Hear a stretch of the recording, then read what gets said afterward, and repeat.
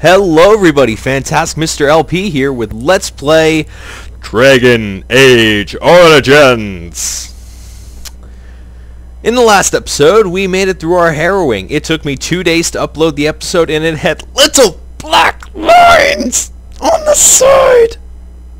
Ugh. I know that's pretty standard for cutscenes. But on the side, not just top and bottom, on the side. Oh, it pissed me off so much. Also, I'm kind of worried about my mic's volume, so I'm adjusting the mic now and hoping that this will improve the volume of my voice when compared to the game. Anyway, I'm just gonna pause it right now. Instead of recording for half an hour, I'm just gonna be recording these episodes at 10-minute segments at a time. So right now I got till the big hand gets to I'd say about to the 11. Alright, it's gonna be a bit under, maybe no, 15 minutes, between 10 and 15 minutes. I'm going to try to make these videos. So when the big hand gets to the 12, alright, that's when I'll know I can do this. Alright.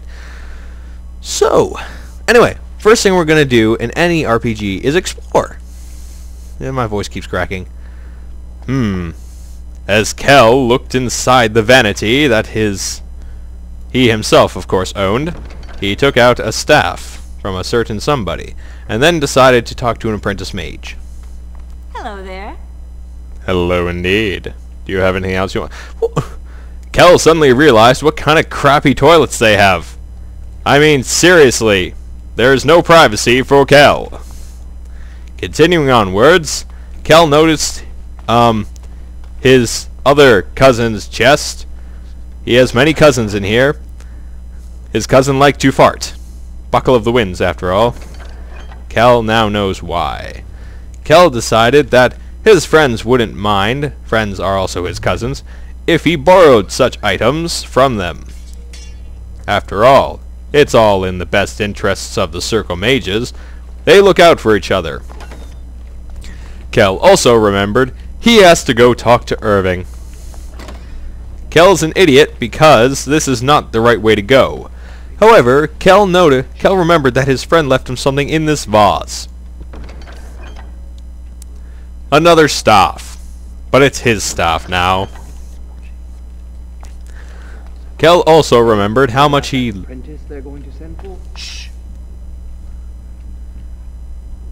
Kel also remembered he really liked Templar Bran. Yes, is there something you need? I like you 'cause I learned your name. Why? That's a big door you have there. Are you compensating for something? Yes, it is. Do you need something, or are you just here to state the obvious? Oh, come on. There's no, yes, I'm just here to state the obvious thing. Oh, come on. Alright, can you open the door? The Knight Commander would have my head if I did that. Besides, I hear it takes no less than 4 grown men to open this door.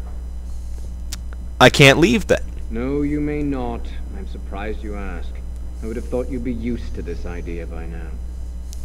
Why can't I leave? Only mages on official circle business are allowed to leave the tower, and the first enchanter has not informed us of any mages leaving the tower today.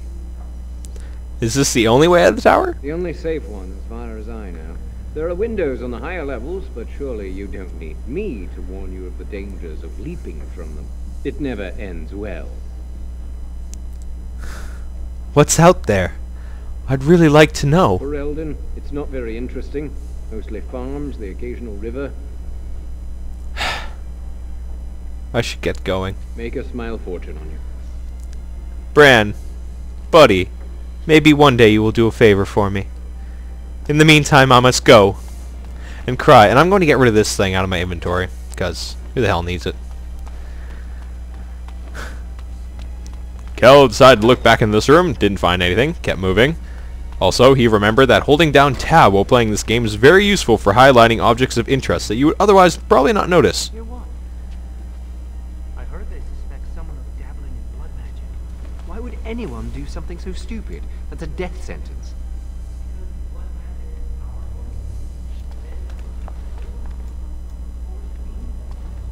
Who's talking? That's what I hear anyway. You are the world's best ventriloquist. You can project your voice so well. What's in this one? I mean, Kel remembered that his friend left him some magical crystals in here for a side character we do not have yet. But Kel does not know this. Kel decided to look in his great-grandmother's vanity. As you desire. Yes, he did. And he decided to take her life savings. Our hero, ladies and gentlemen. Our hero. Kel decided to look in the cabinet for his lesser lyrium potion, which he was saving as an after-school drink. Yeah, in case you haven't noticed, this is pretty much Harry Potter dark version. He also wanted to look into the bookshelf. But he didn't really care about blank vellums. If it had something written on it, it might be more interesting to him. Must control the fire with your will. Keep the flames steady. Kel wants to You listen. don't want it sputtering and leaping about. That's what causes most of the injuries. Injuries? But... Steady. It reacts to your emotions. If you panic, it will... No. Breathe. You know, in my experience, flint and tinder works just as well. Maybe we should start with that. Kel realized how freaking hilarious that was and laughed his butt off. He also noticed through some walls there is a book that he would rather like to have. What the chantry says about magic. Magic must serve And so I shall. and not rule over him. He won't read it Very though. good. He wants to And listen to what do you this. think that means? Can anyone tell me? Hey! No, that's not what it means. It means that magic should be used to help people, but we can't use our magic to force people to do what we want. That's right. We should not abuse the gift the Maker has given us. That's where they mind control the children into bending their wills and breaking their spirits to... Holy shit! Jesus. My power behind that spell, you would have been obliterated. I am not your enemy. Fear is your enemy. It is a weakness that can be exploited. So, try again. No? Then stand firm and know you can resist. I'll throw at you. Again!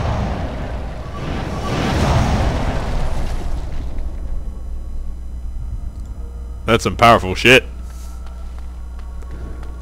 Apprentice Mage book. Hey, a book that I'm never gonna read, but I want anyway. It's free XP after all. Who wouldn't want that? Why is it whenever I'm role-playing I have a really deep voice? I don't know. Just sounds kind of nice. You know, while the game's loading, let's do some opera. Oh, never mind. Game reacted too quickly. Sad face. Deep. Sorry, sad face. Anyway, let's talk to this guy. He seems kind of nice. Welcome to the Circle's stockroom of magical items. My name is Owain. How may I assist you? Are you really a tranquil mage? I mean, are you really a tranquil mage? I'd be interested in knowing. I voluntarily submitted to the rite of tranquility. I was unwilling to undergo the harrowing. I find this state agreeable.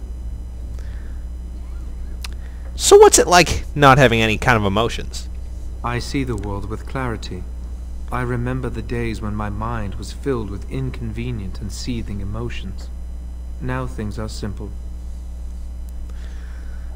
What was becoming tranquil like? Does it hurt?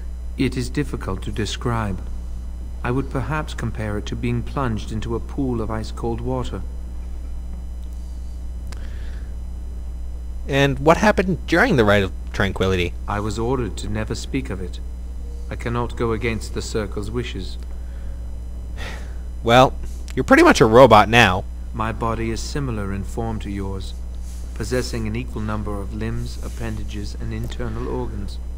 I perform the same physical functions.